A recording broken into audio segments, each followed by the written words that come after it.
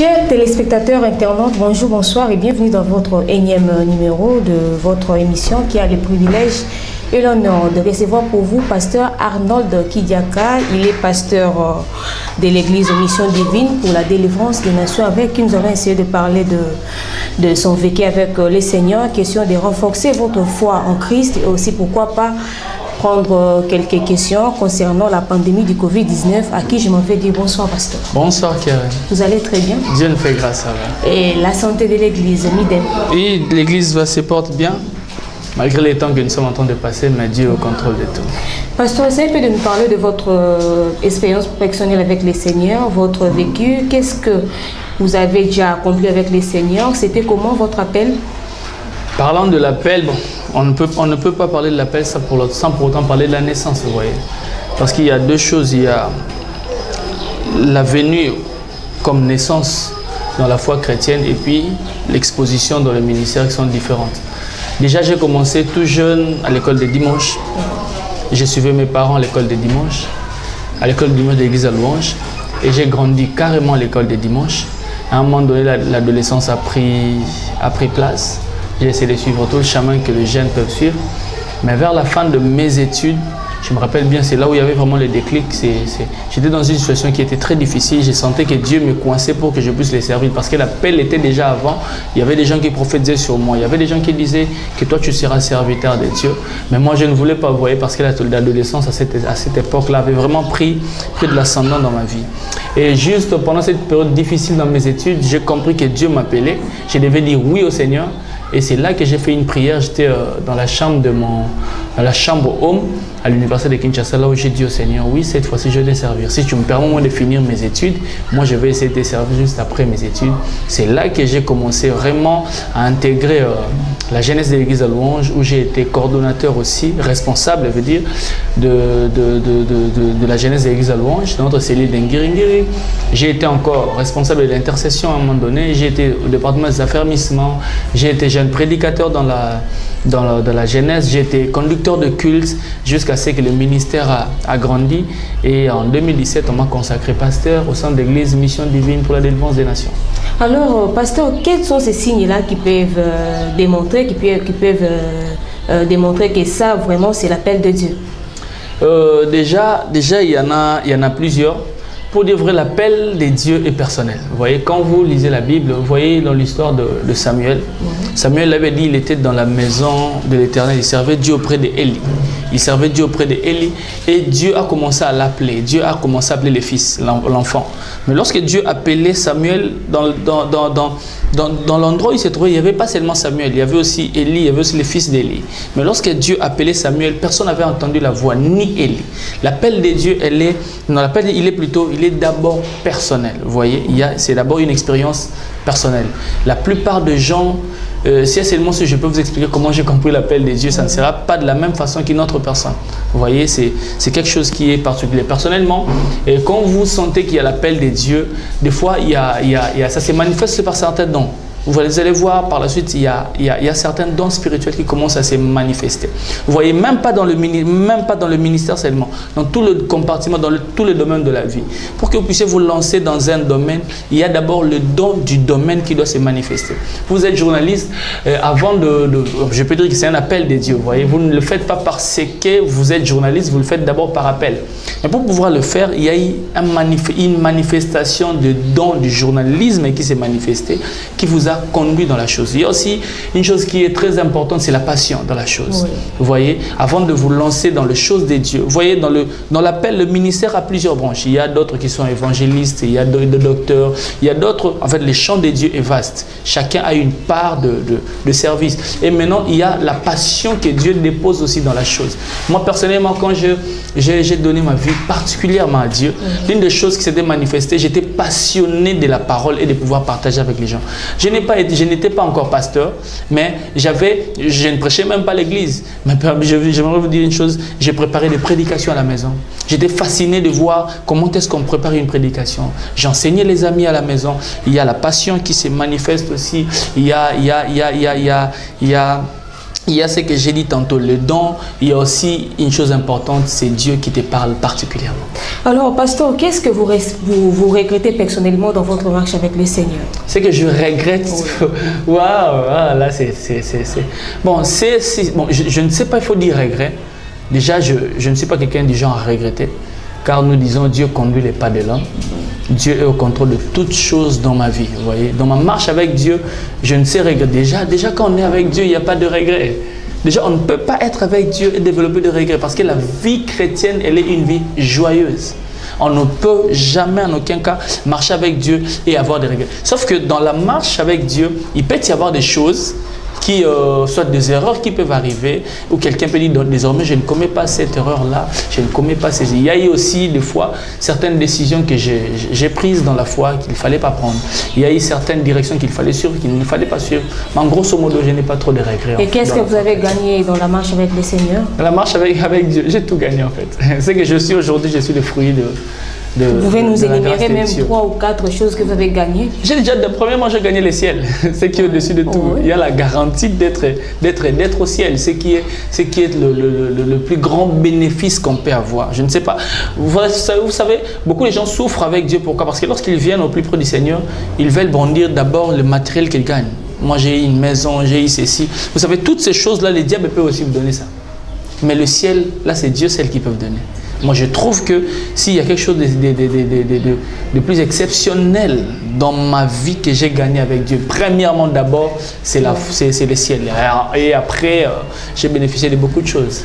Alors, pasteur, qu'est-ce que vous pouvez dire? Quel est ce message-là que vous pouvez dire à un chrétien qui a cru au Seigneur, qui a cru en Jésus-Christ, et jusqu'à aujourd'hui, il n'a ni travail, il ne s'est pas marié, il n'a pas d'argent. Qu'est-ce que vous pouvez lancer comme message à ces franges de personnes? Ok, s'il faut leur dire, selon ce qu'il avait dit, cherchez premièrement le royaume des cieux. Et le reste vous sera donné par-dessus tout. Vous savez, nous devons essayer de ne pas changer la manière de faire parce que nous ne sommes pas pères de l'Église. Nous devrions encourager aux enfants de Dieu de pouvoir croire d'abord au Seigneur. Le matériel, c'est bien, nous en avons besoin. L'argent, le travail, cela nous permet de pouvoir s'organiser sur terre. Mais ce n'est pas ça ce qui définit ma chrétienté. Je ne suis pas enfant de Dieu parce que j'ai l'argent. Je ne suis pas enfant de Dieu parce que j'ai un mariage. Le mariage ne définit pas qu'on est enfant de Dieu. Le travail non plus ne définit qu'on est enfant de Dieu. On est enfant de Dieu parce qu'on a cru au Seigneur qui était mort et ressuscité. S'il y a des gens, de ceux-là qui souffrent, qui passent par des périodes difficiles sur terre, j'aimerais bien leur dire de continuer à croire au Seigneur. Dieu le connaît. Et il avait dit, Dieu fait toutes choses bonnes, surtout à son temps. Ce que j'aime avec Dieu, c'est ça. Alors, aujourd'hui, l'Assemblée nationale est en train d'examiner la 3e prorogation de l'état d'urgence. Aujourd'hui, nous sommes en confinement à cause de la pandémie de coronavirus. Quelles sont donc ces attitudes-là que les enfants de Dieu doivent adopter en ces temps de confinement? En ces temps de confinement, vous voyez. Parce que le Covid en soi, c'est aussi un monde qui a plusieurs choses. Dans le Covid, il y a la maladie, il y a la mort, il y a le confinement. Le confinement, c'est juste l'une des méthodes préventives contre le Covid. Par rapport, si je vais parler particulièrement par rapport au confinement, vous voyez, confinement, premièrement, ce qu'il doit faire, c'est de rester à la maison. Là, c'est la première des choses que tout le monde doit faire, respecter le confinement. Deuxièmement, c'est de prier. Vous savez, il y a quelque chose de si exceptionnel que le Covid nous a apporté. Des positifs, vous voyez. Le Covid n'apporte pas seulement de négatifs, il y a aussi des choses positives que le Covid a apporté. Le Covid a apporté le confinement. C'est à travers le confinement, nous avons assez de temps pour prier. Nous avons assez de temps pour lire la Bible. Pour nous rapprocher du Seigneur. Pour nous rapprocher du Seigneur, bien sûr. Nous avons aussi beaucoup de temps pour passer du temps avec ceux qui sont très chers pour nous, qui sont nos enfants. Vous savez, nous sommes dans un monde aujourd'hui qui nous demande tout, à part rester avec ceux qui nous sont très chers. Le confinement nous a apporté ça. Donc, ce que je demanderai aux enfants de Dieu en ces temps, rester dans la prière. Vous savez, le confinement, même dans la Bible, il y a eu aussi confinement. Et dans Exode, lorsque Dieu voulait délivrer les enfants d'Israël, il leur a dit, vous devriez rester à la maison aujourd'hui. Il leur a imposé un confinement. Il leur a dit, aujourd'hui vous allez rester à la maison, vous allez manger l'agneau dans la maison. Vous voyez? Donc ce qu'il faudrait faire pendant ces périodes de confinement, comme des enfants d'Israël, manger l'agneau, qui est Christ. Je crois que c'est ce que les enfants peuvent faire. Alors, pasteur, personnellement, vous êtes pasteur d'une église, comme je venais de le dire tantôt. Comment avez-vous pris la décision du chef de l'État sur la fermeture des églises, personnellement? La fermeture des églises... C'était-il une bonne décision? Déjà, il faut comprendre que dans chaque domaine de la vie, il y a ceux-là qui sont spécialistes dans la matière, vous voyez. Moi, je ne peux pas m'opposer à ceux-là qui sont spécialistes de la santé et ceux qui ont l'autorité sur notre sécurité sanitaire. Déjà, lorsqu'ils ont pris cette décision, trouvé que c'était bon, ils étaient des experts, ils ont décidé sur ça. Il n'y a pas de problème. Fermer une église en soi, si cela permettra, en fait, pas d'abord l'église, fermer l'endroit où les gens se rassemblent pour faire un culte. Fermer ça, si cela aidera à ce que le Covid se régresse ou bien la marche vers la victoire du Covid s'efface, c'est une bonne chose. Vous voyez, mais la chose la plus importante, c'est que beaucoup de gens se plaignent. Déjà, je l'avais dit à quelqu'un il y a quelques temps, et qu'on nous a empêchés à l'heure actuelle de pouvoir nous réunir. Mais on n'a pas fermé les ciels quand même. Parce qu'on ne peut pas être dans un endroit, mais continuer à prier Dieu. On peut prier dans nos maisons. On peut prier aujourd'hui, avec l'avancée de la technologie, nous prions même en ligne. Vous voyez, fermer l'église n'est pas tellement un problème. Mais au moins permettre aussi aux gens de prier au plus tôt que possible, leur remettre dans le culte, c'est nous aider. Alors, ne pensez-vous pas que vous, les pasteurs, devrez vous réunir, essayer un peu d'organiser des prières pour la nation? On sent un peu le désintéressement de pasteurs vis-à-vis de cette pandémie. Ok. Déjà, je ne sais pas. Vous savez, nous sommes dans un monde où les gens, c'est comme ça que le monde progresse. Je ne le dis pas que c'est à vous, mais c'est un langage. Vous n'êtes que journaliste. Ce que vous faites, vous ne nous rapportez que ce que les autres disent. Vous voyez, les journalistes, des fois, c'est un relayeur. C'est aussi un constat. Voilà, c'est aussi un constat. Bon, je vais essayer d'expliquer aux gens sur ça. Déjà c'est une méthode qui est purement, moi, je dis, mondaine. Aujourd'hui, nous sommes dans un monde où, quand tu fais quelque chose, il faut que tout le monde le sache. Prier pour une nation ne veut pas dire que les gens doivent le savoir. Qui vous dit qu'on ne prie pas pour la nation? Aujourd'hui, les gens prient pour la nation. Mais il n'y a pas... En fait, c'est parce que les gens ne voient pas les gens se rassembler dans le stade des martyrs, faire des grands rassemblements pour dire qu'on prie pour la nation, que les gens disent qu'on ne prie pas pour la nation. Non, il y a des gens qui prient pour cette nation. Nous pouvons prier. Déjà lorsque nous prions, on peut dire Dieu bénit le Congo. Les gens, si nous incitons les gens à prier, c'est qu'on leur demande aussi de prier pour les pays. Surtout moi, à mon humble avis, à mon niveau, je trouve qu'on prie pour les pays. On demande que Dieu fasse grâce à notre pays. De manière individuelle. Déjà, la prière, elle est personnelle. La force de la prière, elle est d'abord personnelle. Vous savez, moi, je suis du genre à ne pas trop croire, à ne pas être trop impressionné par les popularismes, s'il faut dire comme ça. Dans des grands rassemblements, les gens titillent, les gens crient. Ce n'est pas tellement ça qui est. Mais c'est aussi Dieu qui a dit que là où 2 ou 3 sont réunis, je suis au milieu d'eux. Mais oui, il a dit 2 ou 3 sont réunis, même dans ton maison, peut-être 2 ou 3. Pas seulement dans de grandes assemblées. Mais lorsque quelqu'un prie, Dieu a dit ceci. Lorsque vous voulez prier, il a dit, allez dans votre lieu secret, c'est-à-dire là où il n'y a personne. Priez votre Père qui est dans le secret.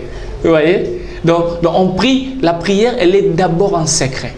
Ce qui est très important. Donc, prier pour une nation, je trouve qu'il y a, si vous allez vers plusieurs personnes, ils vous feront découvrir leur secret qu'ils prient pour la nation. Pasteur, aujourd'hui, pendant ces moments de confinement, les enfants de Dieu, il y a certains qui souffrent, qui demeurent dans la misère, et pendant ces temps, une certaine catégorie de pasteurs, une frange catégorie de pasteurs, disent que malgré le confinement, les enfants de Dieu, les fidèles, doivent envoyer leurs offrandes et leurs dîmes via les plateformes de télécommunications, Orange Money et consorts. Partagez-vous cet avis? Déjà, parmi cette catégorie de pasteurs, moi, je fais partie. Parce que moi aussi, je demande à certaines personnes de le faire. Je partage ça. Je trouve en aucun cas un mal dans ça, personnellement. Je ne sais pas pourquoi on interdirait aux gens de ne pas envoyer les offrandes. Mais ils ne travaillent pas, ils ne sortent pas, pasteur. Déjà, là, vous nous amenez à parler de l'offrande. Vous voyez? Vous savez, quand on parle d'une offrande, on ne parle pas de l'argent. Il y a plusieurs choses qu'on peut donner comme offrande. Pendant que vous, les pasteurs, vous visez l'argent. Nous, les pasteurs, en fait, il faut toujours faire la part des choses. L'offrande n'est pas pour un pasteur, déjà. Il faudrait qu'on se mette d'accord. Parce qu'il n'y a que l'argent qu'on peut envoyer sur Orange Money, il n'y a que l'argent qu'on peut envoyer sur... Je vais revenir là-dessus, mais je parle d'abord de l'offrande et puis revenir là-dessus. Oui. Déjà, essayer d'éclaircir certaines personnes. Déjà, l'offrande n'est pas destinée au pasteur. Quand on donne une offrande, l'église, c'est un système, en fait. Oui. L'église, c'est tout un système. Lorsqu'un chrétien amène l'offrande, il ne donne pas l'offrande au pasteur. Il donne l'offrande au système qui s'appelle église. Donc, s'il faut qu'on ait d'abord quelqu'un, c'est l'église. Ce n'est pas d'abord au pasteur qu'on donne une offrande. Vous voyez? Et c'est seulement si on veut demander aux gens de faire ça, en fait, Orange Money, je ne sais pas moi tout, ce ne sont que de moyens des dons. Bon, en fait, à l'heure actuelle, et si seulement si les pasteurs, je vous demandais, je ne sais pas, les journalistes, vous n'êtes pas habilités peut-être de me répondre, mais au moins si certaines personnes peuvent me répondre aussi. Si seulement si dans cette période, le pasteur n'organisait pas de culte, peut-être en ligne, qu'est-ce que les gens allaient dire? Que les pasteurs ont abandonné leurs fidèles.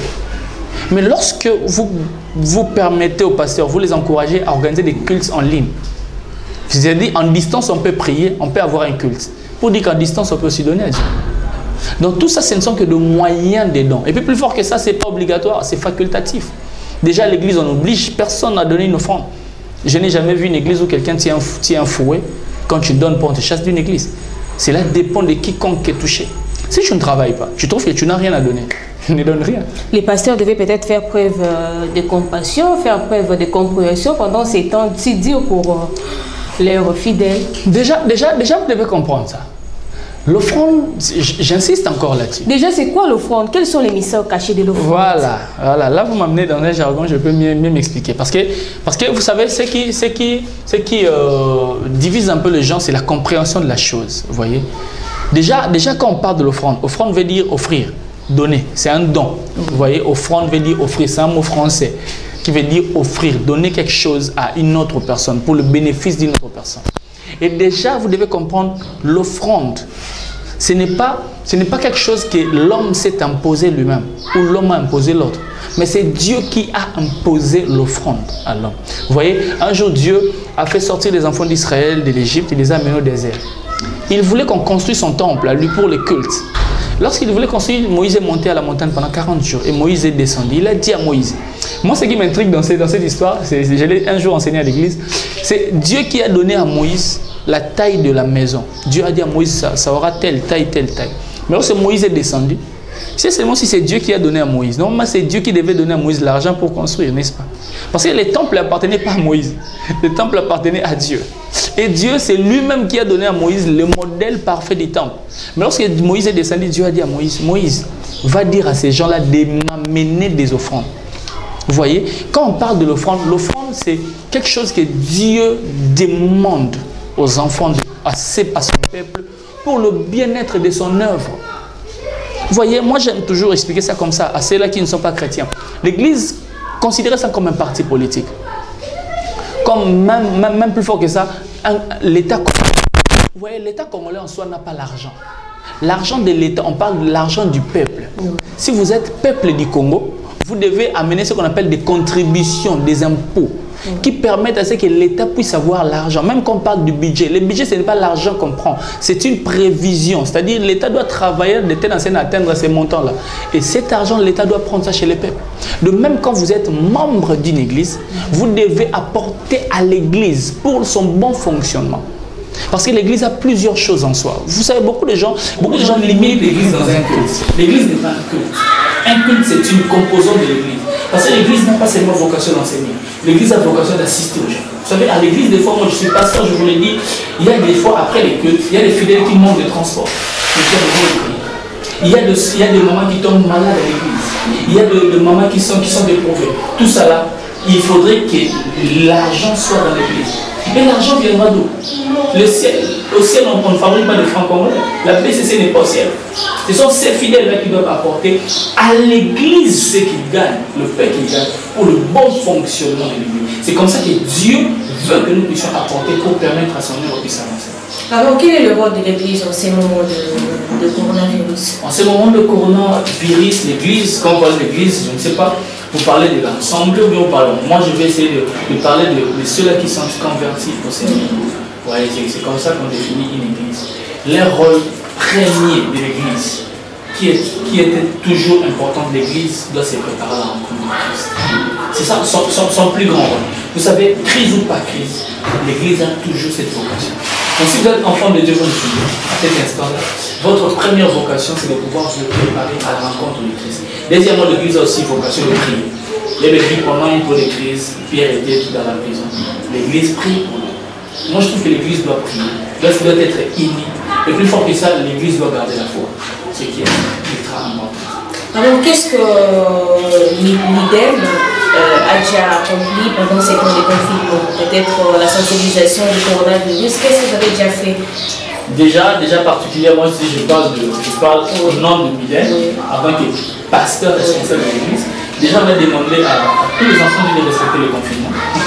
On a certains fidèles qui essaient de les appeler, de savoir comment ils se comportent et essayer à voir avec des familles. Particulièrement, on le voit chez eux, avoir des moments de prière, des moments d'exhortation, bien qu'on ne sait pas, tous se rassembler. Il y a tout un système qui s'est fait et nous sommes en train de suivre ça. Déjà samedi, demain, il y a des gens qui vont aller marcher voir certaines personnes pour les conscientiser. Est-ce que l'homme de Dieu doit faire la politique? Parce que si oui, pourquoi et si non, pourquoi? Un homme de Dieu doit faire la politique. Okay. Bon, déjà, je me rappelle un jour dans la Bible, il y avait des gens qui géraient parce que quand vous voyez l'histoire de la Bible, vous voyez quelqu'un qui est comme David. David c'était un homme de Dieu, mais il était roi, comme des présidents. Déjà. Quand on est président, on est déjà dans la politique. Quand vous voyez dans la Bible, il y avait à un moment donné, Dieu a dit à Moïse, établissez les chefs, les chefs des villes. Il a dit à Moïse, ces gens-là doivent être des juges.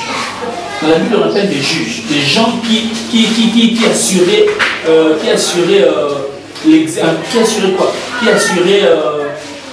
veillaient sur la bonne marche de la loi, la mise en pratique de la loi dans le chef de son peuple.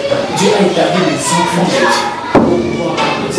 Moi, dans mon âme, si Dieu vous appelle, si vous vous sentez enflammé dans la politique, si vous êtes un homme de Dieu, il n'y a pas de souci. Déjà, est-ce qu'un homme de Dieu peut étudier? Est-ce qu'un homme de Dieu peut étudier la science politique à l'université? Si oui, c'est qu'il peut faire aussi la politique. Mais la plus importante, c'est de garder... C'est tout notre politique en RDC pour nous. Mais la politique, elle est la même partout. Il n'y a pas d'abord de politique congolaise. Non, la politique, sur le plan général, elle est unique. Bien que le contexte, on essaie d'adapter aux circonstances par rapport au pays. Vous voyez? Donc, moi, personnellement, je trouve qu'un homme de Dieu peut embrasser beaucoup de domaines de la vie, pour ne pas dire tout. Il peut embrasser beaucoup de domaines de la vie. Mais le plus important, qu'il garde le vertu chrétienne. Quand vous êtes politicien, vous êtes pasteur, gardez le vertu chrétien. C'est ce qui sera le plus important. Vous savez, le domaine n'est pas aussi important que le vertu. Peu importe le domaine dans lequel si vous êtes journaliste, vous gardez le vertu chrétien, c'est bon. Si vous êtes joueur, vous gardez le vertu chrétien, c'est bon. Si vous êtes politique et vous gardez le vertu chrétien, moi je trouve que c'est bon. Donc ici, je vois que vous soutenez la politique que fait le pasteur Mukuna, vous soutenez la politique qu'a fait jadis le pasteur Kisiamina. Bon, personnellement, je ne suis pas là pour essayer de faire des analyses personnelles sur les sessions de mon père déjà. Donc peut-être un mot à mettre par rapport à l'affaire Mukuna. Par rapport à l'affaire Mukuna. Qui est votre collègue pasteur. Qui est mon père déjà. Qui est déjà un père. S'il y a un mot à dire là-dessus, je ne sais pas s'il faut le dire devant le média, mais que Dieu lui fasse grâce. Et si c'est le mot sur la voie qu'il est en train de suivre, elle est bonne et que Dieu derrière cela, que Dieu l'accompagne. Alors, pasteur Arnold, si aujourd'hui le président de la République, Félix Antoine Tshisekedi, vu que votre église milite pour la délivrance des nations, si le président faisait recours à vos conseils, qu'est-ce que vous lui direz? Déjà, nous sommes sujets congolais. Déjà, premièrement, nous sommes sujets congolais. Et si seulement si un jour on faisait appel à notre personne ou à notre structure, afin de pouvoir aider la nation, déjà nous le faisons à travers nos foi. Mais ce que nous pourrions lui dire, ce qui est déjà la pensée de notre église, ce qui est la vision. Déjà notre église, pour cette information, notre église, quand on parle de cette délivrance, notre délivrance, nous disons aussi, la délivrance est basée sur la prise de conscience. Vous voyez, si et seulement si le président nous demanderait un jour conseil, si qu'est-ce qu'il faudrait faire pour la bonne marche du Congo, moi je trouve qu'il faudrait toucher la mentalité des gens. Vous avez les jours où le Congolais aura la mentalité qu'il faut. Le plus grand problème du Congo aujourd'hui, même dans le monde, si je peux élargir ça, ce n'est pas un problème d'hommes. Les hommes, il y en a. Des hommes de qualité, il y en a.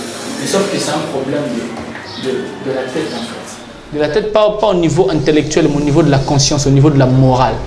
Vous voyez, quand un jour, si et seulement si, nous, peuple congolais, là j'ai un peu la casquette politique. Ouais, pas de problème. Déjà, si et seulement si un jour quelqu'un, peuple congolais, je dis, il prend conscience de son appel par rapport à son pays. Il prend conscience de son amour pour son pays. Je trouve que le Congo ira de l'avant. Le Congo a plus besoin, non pas d'hommes, mais plus de têtes. Est-ce que la politique vous attire un peu? La politique, non, je suis pasteur, ça m'arrange déjà. Si aujourd'hui il arrivait que les présidents vous choisissent comme son conseiller, peut-être un poste ministériel ou... Un poste ministériel. Oui, déjà, il faut aussi faire part de choses.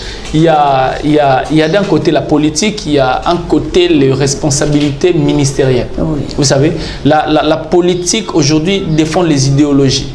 Mais le ministère défend la cause du pays, premièrement, vous voyez. Si on nous demandait un jour d'embrasser, d'occuper un poste ministériel, cela ne nous empêche pas. Déjà, nous avons un modèle, qui est aussi le pasteur Godem Poy, qui dirige une grande institution de notre capitale.